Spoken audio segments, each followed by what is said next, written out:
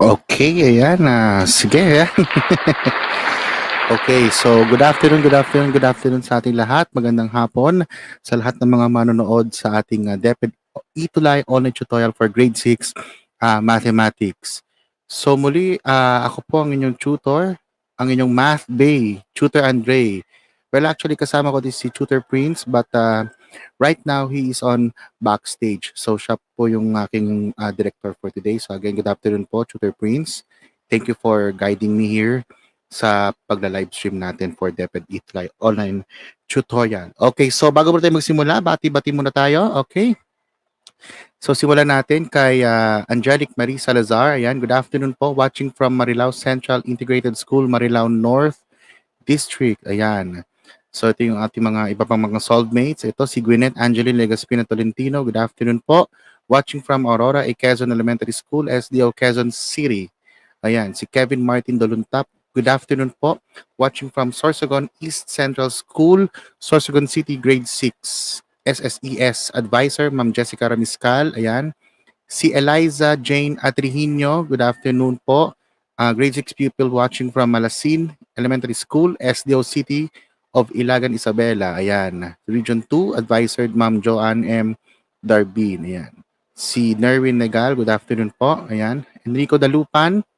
Good afternoon po, si Rona May Esperanza watching from Santa Barbara Elementary School, Baliwag, Bulacan. Ayan, so huli na lang. Ayan, si Sir Renz, yung ating suking-suking teacher and of course yung kanilang school and the students as well na laging nanonood sa ating live tutorial session. Ayan, good afternoon po Sir Renz, thank you po ulit. And of course, huli na lamang, ayan si Sean Austin Galliano Hiwatig, good afternoon po. And si JV Gadi, good afternoon po. Watching from Malauli Elementary School, Masantol South District SD of Pampanga. Advisor, Ma'am Marjorie Santos Balingit, grade 6, mabait. Ayan, sina Ian Gale Ramos Dilay, good afternoon po. Ayan, ito na lang, last two. Si Chris Mila Rosa, good afternoon po, watching from Marilao Central Integrated School, Marilao North District. Ayan, hello, Chris Mila Rosa. And si Kimberly Kim, good afternoon po, watching from Marilao Central Integrated School, North District. Ayan, so magkaklase yata sila ni Chris Me, no, Kimberly. And si JV Gadi, ayan. Okay, sige. So marami-rami na tayong mga nanonood sa ating DepEd Itulay online tutorial. So muli magandang hapon sa inyong lahat. Okay, so bago ko muna simulan ang ating tutorial session, so ngayong month of March ay sineselebrate po natin ang ating National Women's Month celebration. Of course, this is for every women na hindi lamang sa ating bansa, maging sa ibang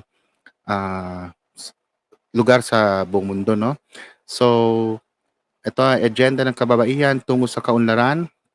So, we make change work for women. Ayan. So, sineselebrate natin siya for the whole month of March. So, of course, we will be using the hashtags, hashtag NWMC2022 or 2022 and hashtag Women Make Change. So, mabuhay po ang ating mga kababaihan po ngayong National Women's Month celebrations. Bibigyan ko kayo ng sigabong palakpakan. Dahil napakagaling niyo po. Okay, sige po. Ayan. So, again, this is Mathematics 6 for quarter 3, week 3. The lesson is all about the giving translation of real-life verbal expressions and equations into letters or symbols and vice versa. Ayan. So, this will be our lesson for today, no? So, ayan, abangan niyo po kami. Again, Tutor Prince, every Friday po from 1 o'clock p.m. to 1:40 p.m. Ayan. And of course, mapapanood niyo po kami sa aming mga social media platforms, Facebook and YouTube via DepEd EdTech Unit, DepEd Tayo, DepEd Philippines, DepEd EdTech, at of course, DepEd TV. Maraming salamat po sa inyong lahat. Okay. Now, ito po ang ating mga naging duties of the week. For our last week's assignment. So nagbigay ako ng assignment sa inyo last week and narito na ang mga sumagot sa ating assignment nung last week. At tama ang kanilang mga kasagutan.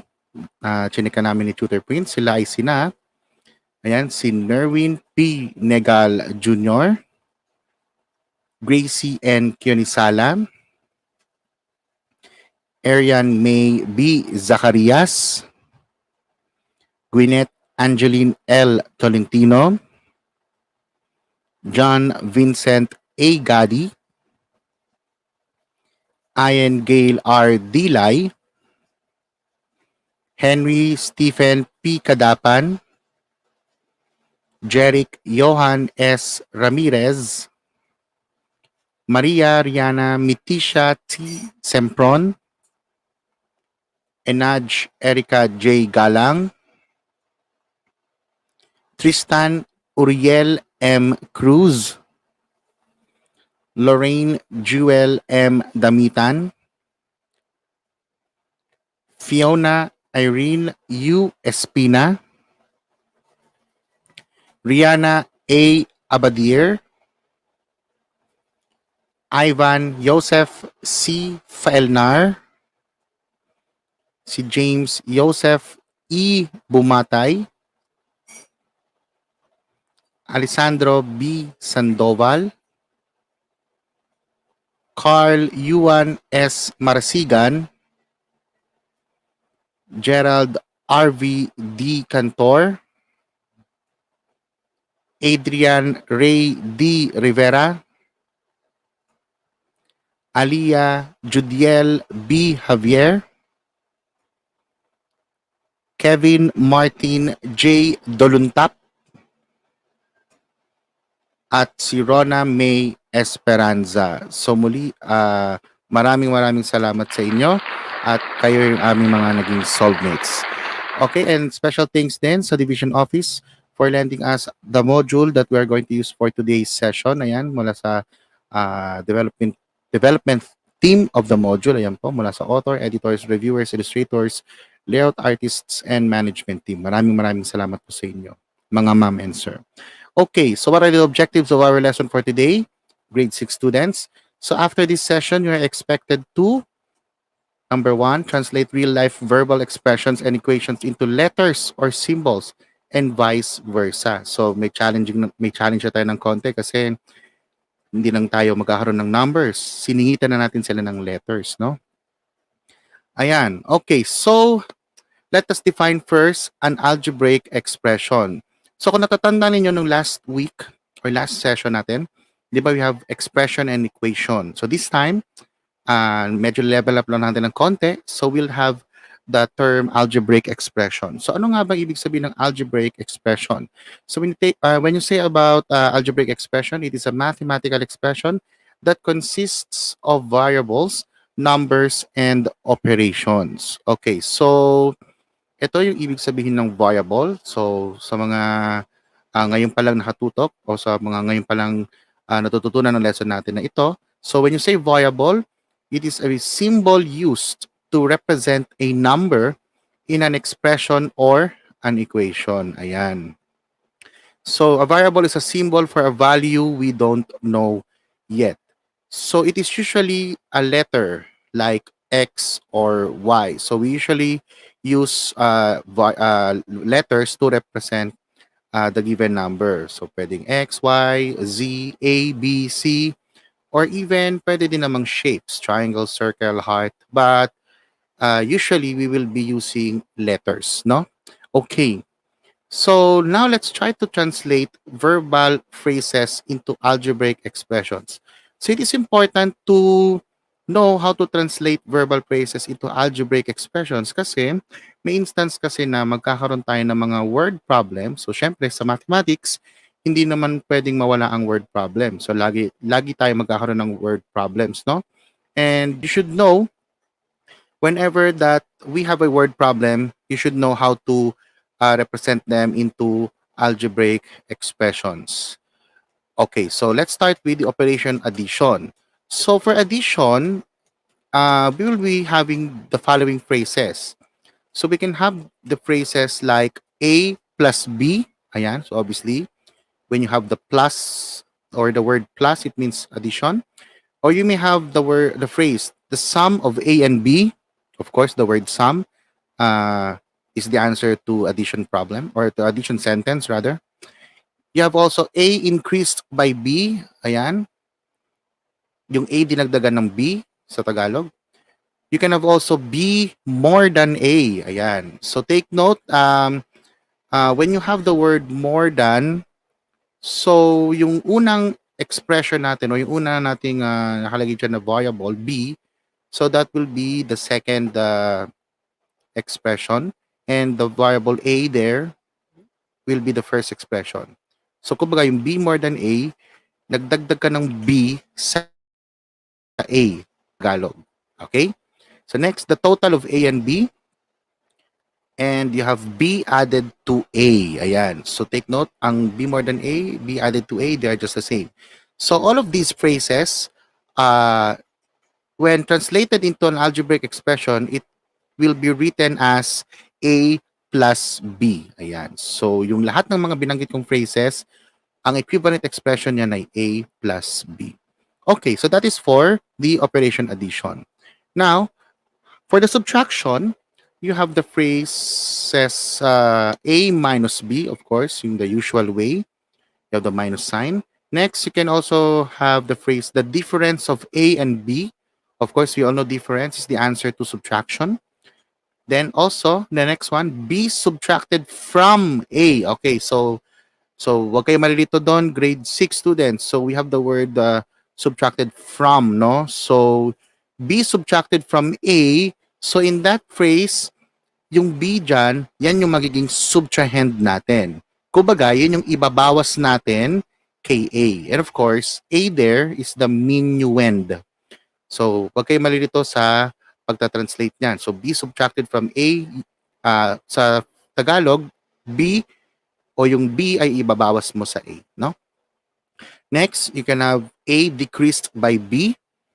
And the last phrase there, B less than A. So, ganun din, ang B subtracted from A ay kahalintulad din sa B less than A. So, take note kapag may word tayo na less than, particularly the word than, so, yung B dyan magiging second expression o yung ating subtrahend, and yung A dyan ay magiging first expression o yung ating magiging minuend.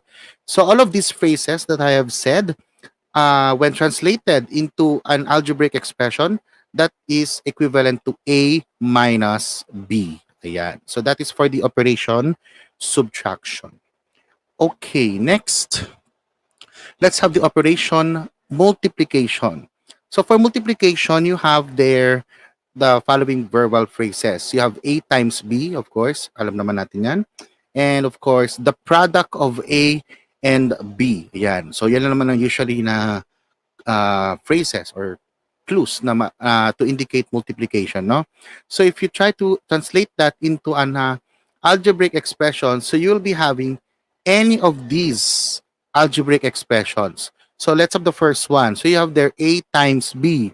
So notice we are using the multiplication dot. So that point there, yung parang tuldok, so that is what you call the multiplication dot. So usually, simulan na natin ngayon. So from now on, when we translate algebraic expressions involving multiplication, so instead of using the symbol for multiplication na ganito, yung X, gagamitin na lang natin yung multiplication dot. So bakit hindi na natin masyadong gagamitin yung X? Kasi mami-misinterpret siya as the variable or letter X.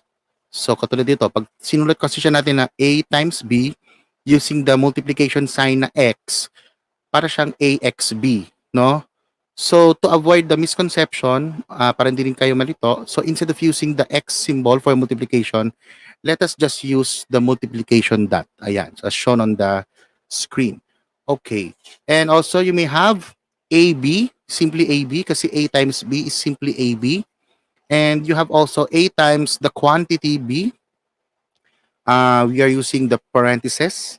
And so with the last one, open and close parenthesis A times open and close parenthesis B. Ayan. So also, kapag may parenthesis tayo, automatically, that is multiplication of expressions. Okay. So hopefully, nasusundan pa ninyo, grade 6. Ayan. Thank you very much. Okay, and let's now proceed to the last operation, division. So when you have division, you may have the following verbal phrases. So of course, you have A divided by B. the quotient of A and B, or you may have the term the ratio of A and B. So when we translate the following phrases into algebraic expression, you'll be having like this. So you have A divided by B, so using the division sign, ayan. Or you may have A slash B. It can be written in a fraction form, horizontal fraction form, A slash B, or actually you may also use the usual one. So the fraction form, the vertical fraction form, A over B, where A is the numerator and of course B is the denominator. Ayan. So those are the following verbal phrases when translated into algebraic expressions involving the four basic operations: addition, subtraction, multiplication, and division. Ayan. So very good. Sana nasusundan ng lahat, kids. Okay, so let's have this activity. Ayan. So I have here some verbal phrases or situations. So what I'm going to do is to please type in your type in the comment box. Please write the following verbal phrases or situation in algebraic expression. So I'll be waiting for your answers. Ayan. So let's have the first one. While waiting, babasahin ko. Number 1, twice the sum of 8 and R. Number 2, Mike weighs R pounds. This is after he lost 5 pounds. Take note of this, ha. So number 2, Mike weighs R pounds. This is after he lost 5 pounds. What was his weight before? So I am looking for Mike's weight before. So bago mawala yung 5 pounds. O bago siya mawala ng 5 pounds na weight. And for last problem there, number 3, Billy is Z years old now. Express his age 8 years ago. Okay, so I am seeing here answers. So sa nakikita ko, ang sumagot, ayan, dito si Kevin Martin Daluntap. Ang sagot sa number 1 ay 2 times 8 plus R. Okay, same with Nerwin, Carl Yuan. Okay, so the correct answer for number 1 is 2 times 8 plus R. So tama. Of course, since you have the word twice, so twice means double or we multiplied by 2. So you have there twice the sum of 8 and R. So we get the sum of 8 and R. That is represented by 8 plus R. And then from that, you will be multiplying that by 2. So you have 2 times the quantity 8 plus R. Okay, so I am seeing number 2. Okay, may sumasagot sa number 2. Iba-iba to ah. May sumagot ng 5 minus R. May sumagot naman ng R minus 5. Okay, analyze yung number 2 ah. Medyo may pagka-konting tricky kasi number 2. Sabi daw dyan, Mike weighs R pounds.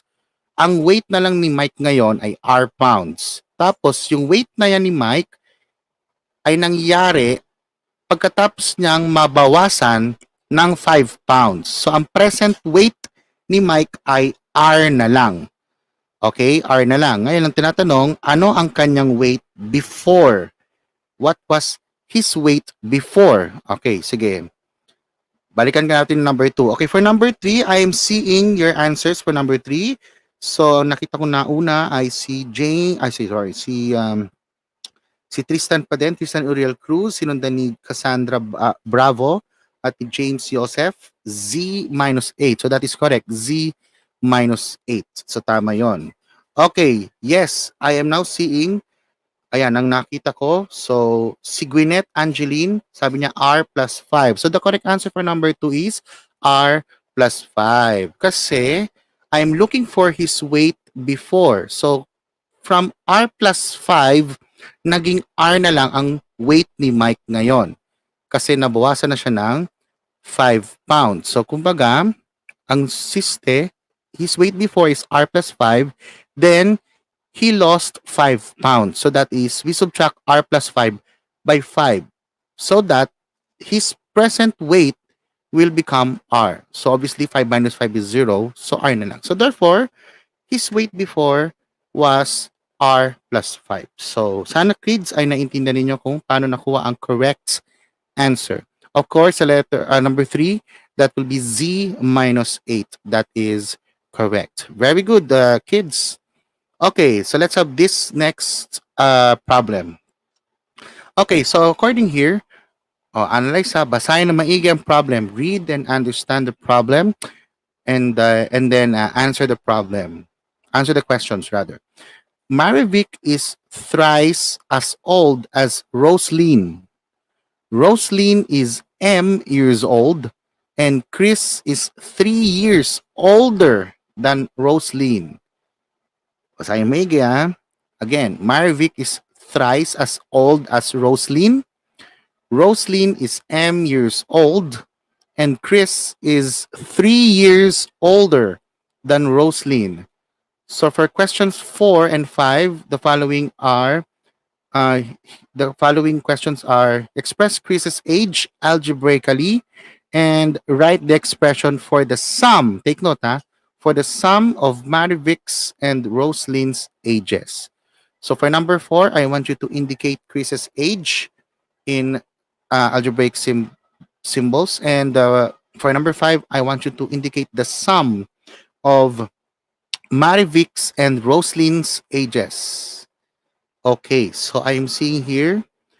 So according here, may sumasagot 3m, 3 times m, 3m times 3, m plus 3, m plus 3, 3m times 3, 3m plus 3, m plus 3. O sige, analyze natin ha.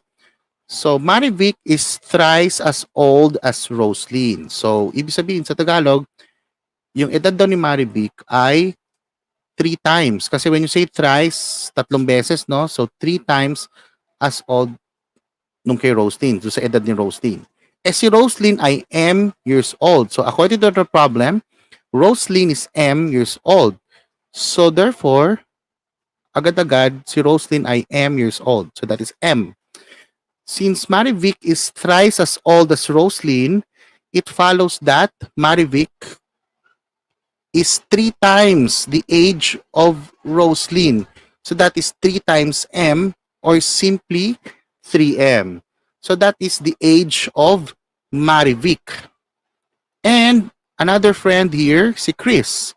Si Chris daw ay, ano sabi? Chris is 3 years older than Roslyn. So mas matanda daw si Chris ng 3 years kaysa kay Roslyn. Eh ano ba yung edad ni Roslyn? Di ba M? So to indicate Chris's age, algebraically, so that is Roslyn's age plus 3. Kasi mas matanda si Chris ng 3 taon kay Roslyn. So that is represented by M plus 3. So for number 4, the answer here is M plus 3. Ayan. So at least may mga nakuha na si Kevin, Martin, si Eliza Jane, ayan, at si Nerwin and Gwyneth. Okay, very good. So naintindihan nyo na. Next, number 5, write the expression for the sum of Marivic's and Roslyn's ages. So i-add natin. So because of the word sum, so you'll get the sum of Marivic's age and Roslyn's age. So si Roslyn ay M, si Marivic ay 3M. Tama? Okay. So therefore, that is, we add Marivic's age and Roslyn's age. So that will be 3M plus M only. Okay, there's a typographical error there. So it should be 3M plus M. Okay, my apologies on that. Ayan. So 3M plus M only. Because we're talking about Marivic's age and Roslyn's age. So it's 3M plus M. So hopefully you understand, kids, how to determine the following verbal phrases or situations and translating them into algebraic expressions. Okay? So minsan kailangan nyo lang talagang basahin na maigi ang problem. Kailangan nyo rin i-analyze din ang problem natin. Okay? So hopefully ay naintindihan nyo na ang ating mga kasagutan. Okay, let's have the next activity. So isang mabilis lang tayo. Ayan. So please type in your answers from 1 to 9. Okay, from 1 to 9, you're going to have matching type. So what you're going to do is to match the given verbal phrases found in column A to their corresponding algebraic expressions shown in column B. Ayan. So for number 1, you have a number B subtracted from 12. Number 2, 6 times the number Y. Number 3, the sum of 5 and thrice a number Z. Number 4 is 12 divided by N. Number 5, 1 less than the product of 4 and Y. Number 6, a number Z increased by 10. Number 7, twice the square of a number X. Number 8, thrice the product of 4 and R. And number 9, 9 times a number K. Okay, sige. At habang hinintay natin ang mga answers, ayan, so patilo ko lang yung iba. Ayan, si JB Lawrence Brasilino, good afternoon, watching here from Diego Silang, from San Roque Central Elementary School, grade 6, Diego Silang, from Davao City Region 11. Ayan, wow, all the way from Davao City. Thank you very much, JB Lawrence. Ayan, so sana ay may natututunan ka sa ating lesson for today. And at syempre, salamat sa ating mga students for participating in answering the problems. Ayan. Okay, so may mga nakikita na ako. So for number 1 daw, ang sagot ay letter I. Okay, that's correct. For number 1, that's letter I. 12 minus B. Number 2, 6 times the number Y. Ang sagot daw ay letter A. So it's 6Y. Very good. Okay, so meron tayong A, meron na tayong I. Next, number 3, the sum of 5 and thrice a number Z. So the correct answer, I'm seeing. Okay, number 3 is letter C, correct. Very good. So 5 plus 3Z. Okay, next, number 4, 12 divided by N. Okay, it seems that number 4 has no answer because the answer for number 4 is not found in the choices. However, if we try to translate that into an algebraic expression, that can be represented as 12 over n. Or you may have 12 divided by n like this. Okay, number 5, 1 less than the product of 4 and y. Okay, I'm seeing number 5 is letter H. That is correct. Very good. Wow, gagaling nyo lahat na. Number 6, a number Z increased by 10. Yes, the answer is letter F. Correct. Number 7, twice the square of a number x. So twice is multiplied by 2.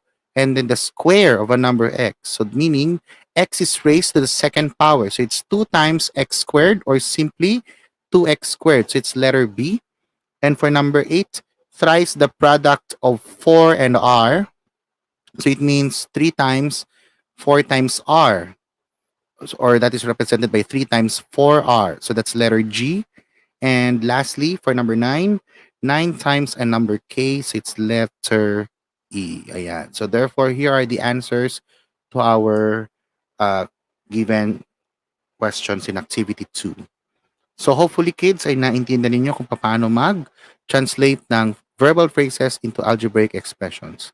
Okay, so aside from algebraic expressions, you have also their algebraic equation. So ano nang ibig sabihin ng algebraic equation? Of course, it is an equation that includes one or more variables. Ayan. So ano-ano nga ba yan? Mga examples ng algebraic equation rather. So it's just the same with algebraic expression earlier. It's just that we will be having an equation already. So meaning there will be equal sign. Ayan. So for instance, let's have these following verbal phrases or verbal sentence. Okay, let's have the first. A number increased by 9 is 15. So take note, we can assign any variable or letter if there is no given variable. However, kung may given a variable, then you just simply put any variable. Okay, so for that, you have y plus 9. So y is the number, so that's y plus 9 is 15, so that will be equals 15. So the equivalent algebraic equation is y plus 9 equals 15. Okay, next, number 2 equation, twice a number is 18. Ayan, so twice a number, so that's 2 times n, or simply 2n is 18. So that's equals 18. So therefore, you have 2n equals 18. Okay, next, the third one. 4 less than a number. Ayan. So baka ang nasa isip nyo, sasabihin nyo 4 less than a number. So that will be 4 minus x. That is incorrect. So if you remember what I said earlier, so since you have the word less than, so ang siste, si 4 daw ay ibabawas natin dun sa number na yon. So 4 there will serve as your subtrahend and the number will serve as your minuend. So therefore, that will become x minus 4. So 4 less than a number, so that's x minus 4. Take note of that, ha? So is 20. So you have the is 20. So that's equals 20. So in algebraic equation, that is x minus 4 equals 20. And of course, the last verbal sentence, a number divided by 6 is 8. So we have k over 6 or k divided by 6 equals 8. So those are examples of verbal sentences when translated to algebraic equations. Okay, so sana ay naintindihan nyo na kung paano. Okay, let's have again activity. Meron pa pala examples. Okay. So we have more examples. Twice a number decreased by 29. Ayan, so isa-isa natin, ha? So twice a number, so you have 2 times t, ayan. Then decreased by 29. So since you have the word decreased, so it means that is subtraction. So minus 29 is 7. So take note, you have equals 7. So pag didikitin mo lang yan, so that will become 2t minus 29 equals 7. Okay, next. 32 is twice a number increased by 8. So take note, ha? 32, so we write 32 first, then you have the word is, and again, is represented always by equal sign. Then you have twice a number, so that is represented by 2a, increased by 8. So increased means addition, so that will be plus 8. So therefore, our equation will be 32 equals 2a plus 8. Please take note of the following. Next. The quotient of 50 and 5 more than a number. So we are referring to quotient of two numbers or quotient of two expressions. So that is division. So what are the two expressions? So you have 50. So 50 will serve as your numerator and 5 more than a number. So meaning the entire phrase there, 5 more than a number, will serve as your denominator. Ayan. So magiging denominator siya ng ating algebraic equation. And then you have is 10. So that's equals 10. So therefore, you have 50 over n plus 5 equals 10. And of course, the last one, you have 12 is 16 less than 4 times a number. So isa-isay natin. So you have 12. Ayan. And again, you have the word is means equals. 16 less than. So again, you have the word again, less than.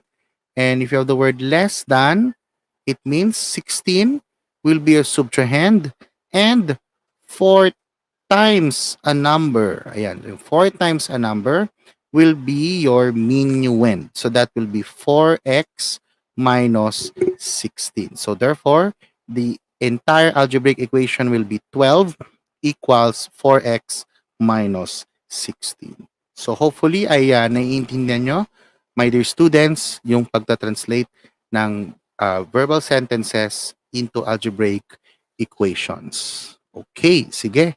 Tingnan natin kung naintindihan nga talaga. Let's have activity 3. Ayan. So given the following situations, can you translate them into an algebraic equation? Okay, so we have there 2 problems. So for number 1, if twice a number is increased by 15, the result is 45. So that's for number 1. Then for number 2, Noel is y years old now. You're going to write an algebraic equation for Noel's age if his age 10 years from now is 35. Okay, so again, for number one, if twice a number is increased by 15, the result is 45. Then for number two, Noel is Y years old now. Write an algebraic equation for Noel's age if his age 10 years from now is 35. Okay, so according to Tristan Uriel Cruz, 2n plus 15 is equal to 45. That's for number one. Same thing, sagot din ni Carl Yuan, ni Mitisha, Kevin Martin, Ayn Gale, Adrian, Ariane, May. So, James Joseph, si Freya, Sherry, wow. So, iisa ang sagot nila, si Eliza, si Gerald, Kevin Martin, Gwyneth, Rihanna, ang dami na. So, iisa ang sagot nila. So, therefore, for number one, that is correct. So, again, you may represent any variable for the number. So, you may use any letter. So, for here, we have 2x plus 15 equals 45. Okay, for number two, analyze number two, it says here, Noel is Y years old now. How will you write his age 10 years from now is 35? Okay, so according to may nakita na ako. Ayan, si Nerwin Negal, sabi niya y plus 10 equals 35. Okay, so si Gwyneth din, y plus 10 equals 35. Same thing with Gerald. Okay. Si Roxeline Adirolf, y plus 10 equals 35. So the correct answer there, kids, will be y plus 10 equals 35. So tama ang inyong mga sagot. Okay, so take note we are referring to Noel's age 10 years from now is 35. So that will be y. Yung edad ni Noel ngayon, y years old. So y plus 10 kasi 10 years from now. So meaning, let's say from 2022, so today is 2022, 10 years from now is 2032. So we will be adding the year or his age now by 10. So that's y plus 10 equals 35. So therefore, that's the correct representation. Okay. So sana po ay naintindihan nyo na, kids. Okay, let's have more situations. Numbers 3, 4, and 5. Okay, for number 3, 4 greater than 2 times a number is equal to 60. Ayan. For number 4, twice a number increased by 5 is 37. Then for number 5, the sum of a number and 6 is 40. Ayan. So please take note of the following situations. So again, number 3, 4 greater than 2 times a number is equal to 60. Then number 4, twice a number increased by 5 is 37.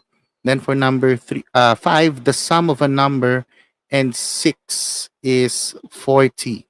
Okay, so bilis ng mga batang sumagot. Okay, so nauna, nakita ko si Tristan Uriel Cruz ulit. Wow. Then sinundan ni Mitisha, ni Kevin Martin, James Joseph, ayan. Si Carl Yuan, Eliza Jane, Angelic Marie. So, Ayan Gale, isa ang kanilang sagot. So, for number 3, the answer there is 2x plus 4 equals 60. So, that is correct. Very good. So, since you have the word greater than, so, kagaya na sabi ko kanina, katulad din siya ng less than. So, yung 4 there will be your second addend. And yung 2 times a number will serve as your first addend. So, that will be 2x plus 4. Then you have is equal to, and you have equal sign there, and is equal to 60. So, you have 2x plus 4 equals 60. Okay, next for number 4. Wow, bibilis ng mga batang sumagot. So, nakita ko ulit si Angelic May Salazar, ayan, si Tristan Uriel ulit, Eliza Jane, Ayan Gale. So, isang kanilang sagot, 2n plus 5 equals 37. So, the correct answer is, okay, there is a correction there. Twice a number increased by 5. So, it should be 2y plus 5 equals 37. Okay, so hindi lang yata na ano lang, no? So, 2y plus 5 equals 37. Okay. So we have the next one, ayan. So 2y plus 5 equals 37. Okay, then the last one, the sum of a number and 6 is 40. The sum of a number and 6 is 40. Of course, the easiest one. So the correct answer there is, ayan, z plus 6 equals 40. So again, you may use any variables. Wala namang problema doon. So therefore, sa nakita ko naman, ang daming mga nag-comments, natabunan na. So lahat naman kayo ay nakuha ng tamang sagot. So binabati ko kayo lahat. Congratulations. Ayan. So at least nakuha nyo na yung lesson natin for today. Oh, okay. So let's have the activity 4. Next activity. So for our next activity, what you're going to do is to, this time, let's do the other way around. So earlier, you're given the sentence, and then you will be translating them to algebraic expression or equation. But this time, let's do the other way around. So given the following algebraic expressions or algebraic equations, you're going to change them or translate them now into verbal phrase or a verbal sentence. Okay, let's see. So in this case, there are many possible answers. So marami mga pwedeng maging sagot dyan sa bawat item as long as you will be translating them correctly into verbal phrase or verbal sentence. Okay, so according here, may nakita na ako. Number 1, sagot ni Mitisha, 2 times a number plus 5. Okay, that can be considered as correct answer. Very good. Okay, may sumagot naman. Sabi ni James Joseph Estacio, bumatay, twice a number increased by 5. Okay, that's correct. Okay, yung kay Carl Yuan, well, technically yung kay Carl, if you're there, let's paraphrase your answer. So the answer here, you can have the sum of 2 times a number and 5. Okay, so ganun dapat yung answer natin. Ayan. So may mga nakita na ako. So sabi naman ni Gerald RV, twice a number increased by 5. Correct? So sabi ko nga sa inyo, marami mga possible answers. So let's have for number 1, twice a number increased by 5. Ayan. Very good. Let's have number 2. So sabi ni Mitisha, 5 times a number minus 8. Number 2, sabi ni Carl Yuan, 5 times a number decreased by 8. Okay, pwede. Correct. Sabi ni, marami na eh, halo-halo na. Sabi ni Roxeline Adirolf, 5 times a number decreased by 8. So yes, correct. So marami mga possible answers. Number 2, sabi ni Gerald, the number multiplied by 5 decreased by 8. Yes, that's going to be an answer.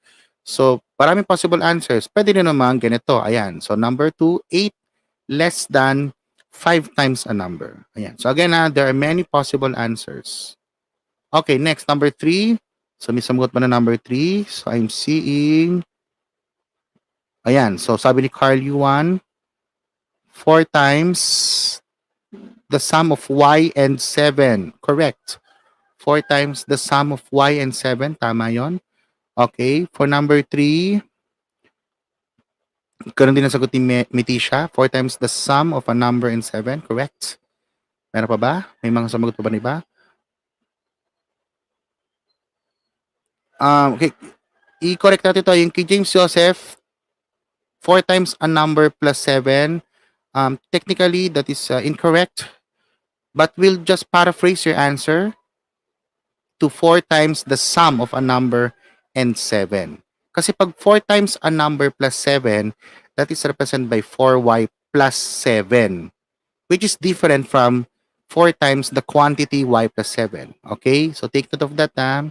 So for number 3, the possible answer there is 4 times the sum of a number and 7. Okay, number 4. So according here, and sagot ni Gerald RV, pwede ito, yung kanina sa number 3, 4 multiplied by the sum of y and 7. Number 4, okay, so sagot ni Gwyneth, Angeline, twice a number is 120. Okay, correct. Number 4, naghahanap pa ako. Ganon din ang sagot ni James Joseph, twice a number is 120. Okay. So actually, yun, pare-pare sa mga sagot, no? So the correct answer is twice a number is 120. Pwede. And the last one, okay. Sagot ni James Joseph, 4 squared is 16. Ganon din si Tristan Uriel Cruz. 4 squared is 16. Or pwede rin 4 squared equals 16. Ayan. So we have, or you may have also the square of 4 is 16. Ayan. So those are your possible verbal phrases or verbal sentences.